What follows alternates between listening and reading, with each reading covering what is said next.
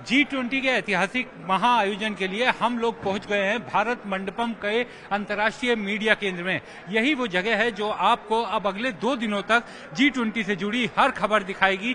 यही वो media centre है। मैं आपको अंदर से दिखाता हूं। बहुत ही भव्य इंतजाम किया गया है इस मीडिया सेंटर में। सबसे पहले आप जैसे ही इस मीडिया सेंटर में आएंगे आपकी नजर आएगी इस पॉइंट पर।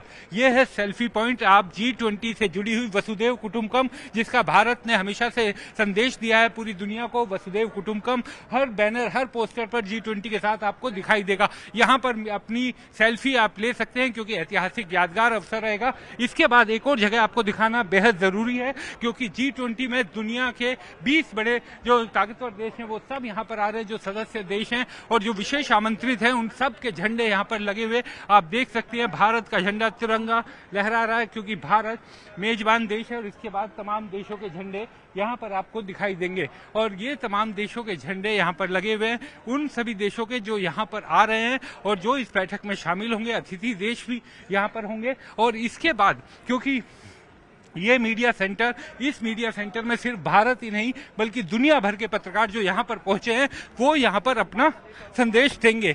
और इसके बाद ये मीडिया सेंटर आप देखिए क्या ऐतिहासिक, क्या भव्य, क्या विशाल मीडिया सेंटर बनाया गया है। यहाँ पर आराम से देश दुनिया के करीब 5,000 पत्रकारों ने अपना रजिस्ट्रेशन करवाया है तो किसी को भी काम करने में किसी तरीके की कोई दिक्कत ना हो। यहाँ पर अगर हम आपको दिखाना चाहें तो एक ये वर्चुअल फोटो बूथ बनाया गया है जिसमें आप अपनी बैकग्राउंड के लिए फोटो को चुनाव कर सकते हैं। उसके बाद ग्रीन स्क्रीन पर आप खड़े होंगे, QR कोड करेंगे और आपकी फोटो आपके फोन में मिल जाएगी। तो इस तरीके से आप यहाँ पर अपनी फोटो ले सकते हैं जो वर्चुअल बैकग्राउंड आपको मिलेगी। इसके अलावा ये तमाम हॉल बनाए गए हैं, media control room, VIP waiting launch, Vindhya, Nilgiri, अलग अलग नाम से यहाँ पर तमाम हॉल बनाए गए हैं। और ये पूरा मीडिया सेंटर ये क्योंकि 2 दिनों तक क्योंकि आज का दिन भी रहेगा और उसके बाद 2 दिनों तक हम यहीं पर रहेंगे और इस बैठक को कवर करेंगे। ये मीडिया के लोगों के लिए चाय, पानी, नाश्ता और लंच का इंतजाम भी यहाँ पर रहेगा। और अरे हमारे सहयोगी संदीप भी हमें मिल गए।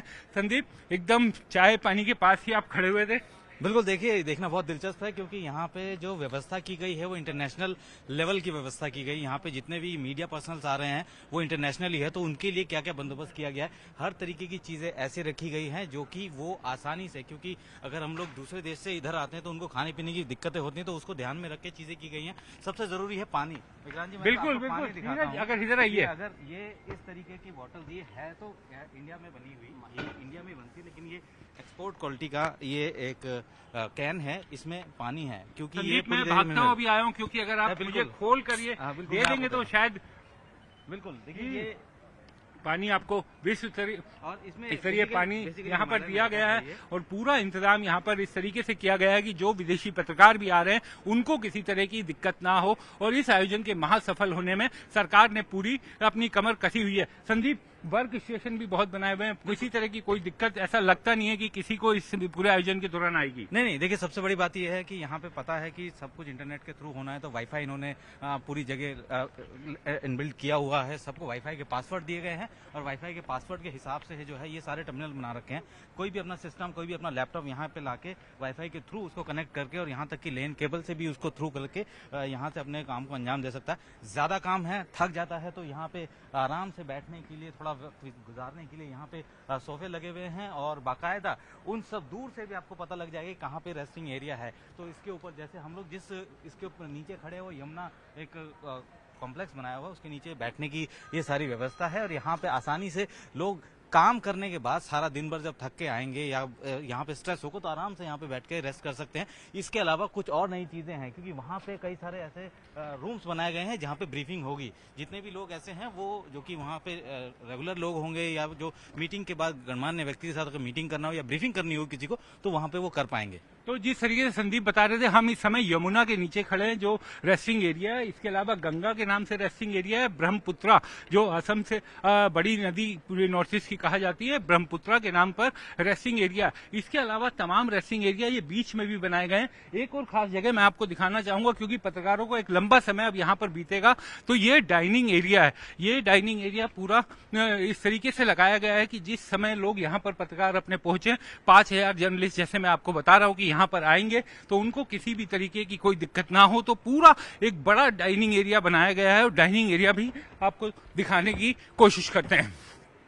ये डाइनिंग एरिया है जिसमें डेजर्ट बफे सिस्टम लगा करके एक साथ करीब 5,000 लोगों के खाने का इंतजाम किया गया है कि अगर वो यहाँ पर जब लंच और डिनर के समय आएंगे, क्योंकि 2 दिन अब 3 दिन ये यहीं पर बीतने वाले हैं। आज से मीडिया की एंट्री हुई है, आज प्रेस कॉन्फ्रेंस और बाकी चीज़ें होंगी और उसके बाद यहाँ पर डिनर और लंच का इंतजाम होगा। बफे लगाया गया है और यहाँ पर पूरा इंतजाम इस तरीके का रहेगा। बड़ा हॉल है, किसी भी तरह की दिक्कत किसी को आने वाली नहीं है। यहाँ पर जो देशी विदेशी मेहमान आ रहे हैं वो किसी तरीके से यहाँ पर उन्हें दिक्कत नहीं आएगी। तो काम करने का पूरा इंतजाम किया गया है, आपके भोजन का इंतजाम पूरा किया गया है। जो मीटिंग वगैरह होगी, संदीप जी। सबसे बड़ी बात यह है कि इतनी बड़ी एक नई जगह है, नई जगह में आखिर चीजें कैसे ढूंढेंगे आप, उसके लिए बाकायदा एक कियोस्क लगाया गया है और उसमें कहीं भी अब इस तरफ एक ये सिस्टम लगा हुआ है, इसमें अगर हम लोग कहीं भी टच करेंगे स्क्रीन में तो ये यहाँ पे खुल गया। अगर भारत मंडपम की बात करें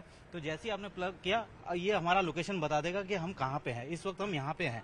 उसके बाद अगर कोई जानकारी जैसे क्राफ्ट बाजार, यहाँ पे भारत की जो संस्कृति है या जो क्राफ्ट से जुड़ी चीजें हैं उसको अगर आप देखना चाहते हैं तो यहाँ पे आप प्रेस करेंगे तो पता लग जाएगा कि आपकी लोकेशन कहाँ है, कहाँ से आपको जाना होगा। साथ ही इंटरनेशनल मीडिया सेंटर में अलग अलग जैसे डाइनिंग एरिया, उसकी जानकारी, hall, launch, international boarding broadcasting centre, ये सारी जानकारी यहाँ पे अवेलेबल है किसी को भी, क्योंकि यहाँ पे अलग अलग लैंग्वेज, हर किसी को इंग्लिश नहीं आती है, हर किसी को हिंदी नहीं आती है, तो लिहाजा कोशिश की गई है कि हर कोई जो भी यहाँ से इंटरनेशनल जर्नलिस्ट आ रहा है उनको यहाँ पे आसान हो, किसी तरीके की दिक्कत यहाँ पे ना हो। और यहाँ पे बहुत ज्यादा लोग ऐसे नहीं, जैसे इंक्वायरी होती है कि इंक्वायरी में लोगों को खड़ा कर दिया था, ऐसा कुछ नहीं है। जो आत्मनिर्भर भारत के तहत हम लोग अपने आप को आगे बढ़ा रहे हैं, खासतौर पर कि जो इंटरनेट की दुनिया में हम लोग जिस तरीके से आगे बढ़ रहे हैं, डिजिटल इंडिया की तरफ आगे बढ़ रहे हैं, तो कोशिश की गई है कि इस पूरे इंटरनेशनल मीडिया सेंटर को एक डिजिटली रूप दिया जाए। आप देख सकते हैं कि यहाँ पे दूर दूर तक सिर्फ और सिर्फ सिस्टम दिख रहे हैं। पहले तारें नजर आती थी, कभी कहीं से तार आ रही है, कभी कुछ, लेकिन ये इस वक्त ऐसा बनाया है कि शायद दुनिया में इतना बड़ा आयोजन इतने कम समय में इतना बेहतरीन तरीके से शायद ही कोई कर पाए, जो कि अभी तक हम लोगों ने, भारत ने किया है। दो बिल्कुल, देखिए पूरा विशाल आयोजन यहाँ पर किया गया है। मीडिया को किसी तरीके की दिक्कत आने वाली नहीं है। Rest room, emergency gate, media जानकारी, तमाम चीजें आपको इसी हॉल के अंदर मिलेंगी। चाय कॉफी आप अगर काम करते हुए थक गए तो आपको यहीं पर मिलेंगी। सिक्योरिटी का भरपूर इंतजाम किया गया है। जब हम अंदर आए थे पूरा सामान चेक हुआ और इस तरीके से हमारे सामान पर ये स्टिकर दिल्ली पुलिस ने लगाया जांच करने के बाद, और उसके बाद अंदर आने दिया गया। तो हर तरह की पूरी तैयारी यहाँ पर की गई है और आपको हम समय समय पर बाकी चीजें भी यहाँ से जुड़ी हुई जानकारियां इसी तरीके से देते रहेंगे।